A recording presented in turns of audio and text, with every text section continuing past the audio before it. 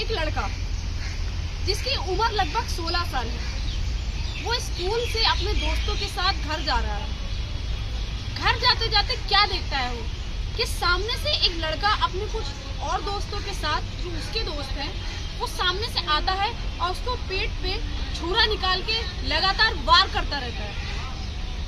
Continue उसकी वार करता रहता है, जिसके कारण उस लड़के की वहीं पे ही मृत्यु हो जाती है। आखिर क्या थी वो वजह कि जिसके कारण उसने इतनी बेरहमी से सरेआम दिन दहाड़े उसकी मृत्यु कर दी। नमस्कार, आदाब, मैं हूँ रुखसार मंसूरी। स्वागत करती हूँ आपका बहुत ही सनसनीखेज वारदात के साथ। ये कहानी शुरू होती है दिल्ली के उत्तम नगर क्षेत्र से। वहाँ पे एक 16 साल का लड़का अपने परिवार के साथ बहुत ही खुशहाल जिंदगी जी रहा है।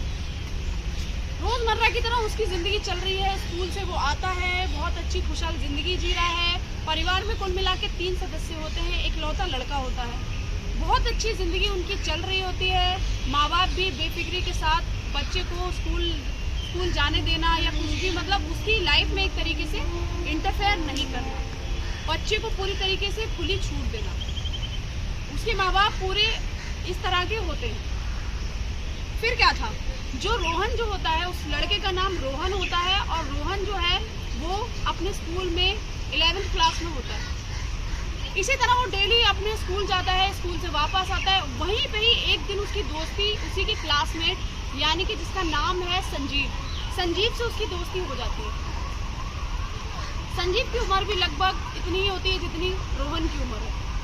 इस तरह उन दोनों की बहुत अच्छी दोस्ती हो जाती है। आए दिन पे दिन निकलते रहते हैं। बहुत ही खुश तरीके से वो दोनों अपनी लाइफ जी रहे होते हैं। लेकिन फिर एक दिन संजीव रोहन को ये बोलता है, कहता है कि यार एक पार्टी मैंने रखी है तो तू आ जाइयो। ये सुनने के बाद रोहन उसकी बात मान लेता है और वो संजीव के साथ चला जाता है।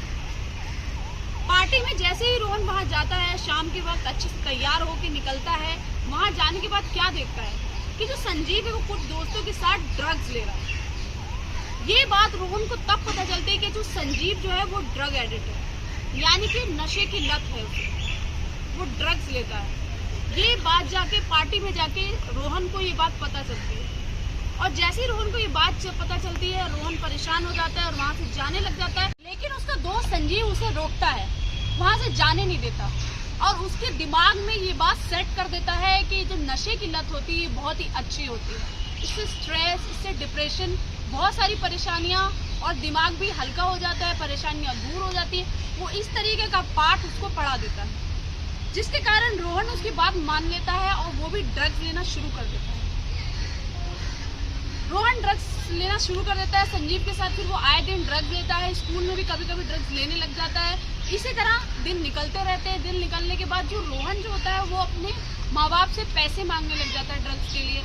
फिर उसके माँ बाप जो होते हैं वो जब ये देखते हैं कि इतने पैसे मांग रहा है, फिर वो पैसे देना बंद कर देते हैं। इसी तरह वो हर दिन ड्रग्स लेता है। देखते ही देखते रोहन के पास पैसे खत्म हो जाते हैं। रोहन के पास इतने पैसे नहीं होते कि वो ड्रग्स खरीद पाए, जिसके कारण वो अपने दोस्त संजीव से ये बोलता है कि भाई तू मुझे पैसे कुछ उधार दे दे, मैं तेरे पैसे दे दूंगा बाद में। अब क्या था, जो रोहन जो था उसने संजीव से पैसे ले लिए, उधार ले लिए पैसे। इसी तरह वो ड्रग्स लेने लग गए। दोनों के दोनों आए दिन ड्रग्स लेने लग गए। लेकिन संजीव एक बार गुस्से में उससे ही बोलता है कि भाई तू मेरे पैसे वापस कर दिए जो तूने मुझे लिए हैं। हालांकि वो नशे की लत में होता है, नशे की आदत में होता है। रोहन उसको मना कर देता है, कहता है मेरे पास पैसे नहीं है, मैं कहाँ से पैसे दे दूँ।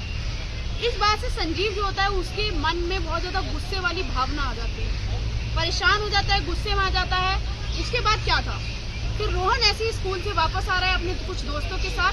संजीव सामने से अपने कुछ दोस्तों के साथ रोहन के पास आता है, और आते के साथ ही लगातार उसके पेट पे छुरा निकाल के वार कर देता है। छुरा निकाल के वार करते कंटिन्यू करता रहता है, जिसके कारण रोहन की मृत्यु हो जाती है। मृत्यु होने के बाद ऑन द स्पॉट वो वहीं पे मर जाता है। बात पूरे में फैल जाती है क्योंकि दिन दहाड़े एक युवक का, 16 साल के युवक का कत्ल हो गया, जिसके कारण तुरंत पुलिस को फोन किया जाता है। पुलिस आती है, उस वारदात पे छानबीन करती है। तब जाके पुलिस को ये बात पता चलती है कि रोहन ने संजीव से पैसे लिए थे ड्रग्स के लेने के लिए, जिसके कारण उसने रोहन को मार दिया, लगातार छुरा मार के उसकी जान ले ली। आपसे बस यही कहना चाहती हूँ, इस कहानी के माध्यम से आपको यही संदेश देना चाहती हूँ कि आप अपने बच्चों को खुली छूट दे रहे हैं, लेकिन आप ये भी देखें कि वो किस संगत में पढ़ रहे हैं, वो कैसे दोस्त बना रहे हैं, कैसे दोस्तों की संगत में पढ़ रहे हैं, क्योंकि गलत संगत का नतीजा गलत ही होता है। तो मैं आपसे बस यही कहूंगी कि सावधान रहें, सतर्क रहें, अपना ख्याल रखें और अपने बच्चों को ऐसी संगत से बचाएं। जय हिंद, जय भारत।